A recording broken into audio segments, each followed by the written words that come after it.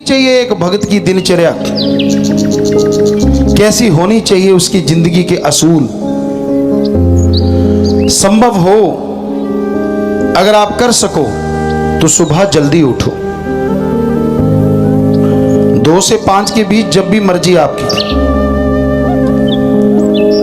रफा हाजत जाओ, फ्रेश हो जाओ, पानी पीजिए, नहा सको तो जल्दी से नहा लीजिए, वरना हाथ मुंह धो लीजिए। फिर आप सुमरन करो, आधा घंटा, घंटा, ना से तो 15 मिनट किया भी बहुत बहुत अच्छा है। तो आपने आधा घंटा, घंटा सुमन किया।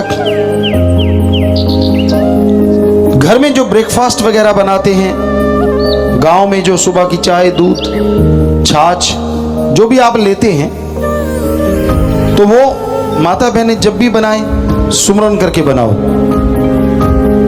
पहले दूध बिलोया करते थे हाथों से, आजकल तो मशीनें हैं। चलो आप मक्खन निकालते तब भी सुमन कर लिया करें, सुमन भी बनेगा और जो उसे खाएगा उसके अंदर शांति आएगी, घर स्वर्ग जन्नत की तरह बनेगा।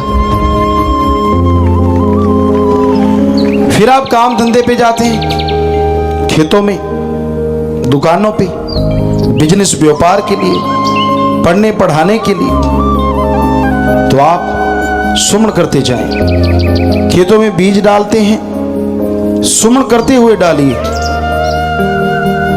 राम का नाम लेते हुए डालिए, अल्लाह वाहिगुरु को याद करते हुए डालिए, सुमरण करते हुए। तो आप वो सुमन करते करते खेतों में बीज डालेंगे,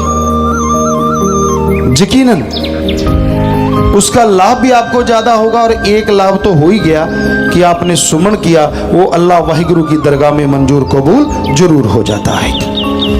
एक तो हाथों हाथ फायदा मिल गया, और एक जब फसल आएगी तब फायदा मिलेगा।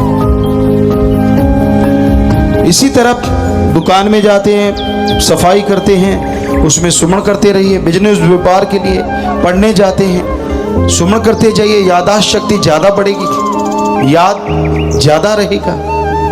पढ़ाने जाते हैं, आपका व्यवहार सही रहेगा, और अगर टीचर लेक्चरर का व्यवहार सही होता है तो बच्चा राष्ट्रपति भी बन जाएगा, उस टीचर के पांव के हाथ आके जरूर लगाएगा।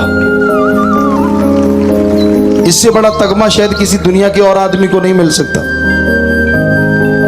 तो आपके व्यवहार का शुद्धिकरण करना भी जरूरी है।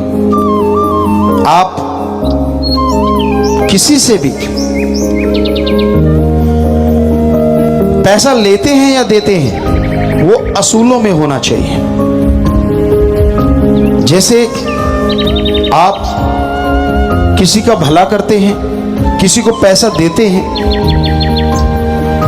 5 रुपए या 10 रुपए सैकड़ा मत ठोकिए, ये कोई भक्तों वाला काम नहीं है। जायज जो भी रुपया, 1.5 रुपया, 2 रुपए, जो भी आपका चलता है असूलन, ब्याज रख दीजिए। और आपके पास बहुत पैसा है और उसे कहिए कि भाई आपका मैं साथ दे रहा हूं, आप पैसा सही टाइम पे वापस कर दे। और वो आदमी समेत ब्याज, आपको सारा पैसा वापस करने आता है। मालिक की अगर खुशियां चाहते हो तो आप उसका मूल ले लो, और अगर अति गरीब है ब्याज उसको वापस कर दो। अगर अच्छा है वो, तो वो ब्याज से दीन दुखियों की मदद कर दो। यकीनन आपके घर में खुशियां आएंगी, रूहानियत में आप तरक्की जरूर करेंगे। और अगर आप चाहवान हैं, आपका बिजनेस ही ऐसा है, पैसे ब्याज पे देखिए आप रोजी रोटी का जुगाड़ करते हैं, तो फिर आप कम से कम ब्याज, रुपया, 1.5 रुपया या ऐसा कुछ रख सकते हैं, क्योंकि आपका रोजगार चलेगी। तो ये एक व्यवहार आपका अच्छा होना चाहिए। बुरा कभी किसी का ना कहो, चुगली निंदा ना करो। आप जब दूसरों को बुरा कहते हैं, जो भी आप दूसरों की गाते हैं वो आपके अंदर आ जाती है। दूसरों की बुराइयां गाते हो, दूसरों के अवगुण गाते हो, वो आपके अंदर आ जाएंगे। खुद का जो गाते हो वो चला जाता है। हमने आज तक किसी आदमी को नहीं देखा अपने अवगुण गाते हुए। मैं जवानी के टाइम ऐसा था, मैं वैसा था, मैं ये करता था। अरे दूसरी करतूतें भी तो बता, वो नहीं बतानी।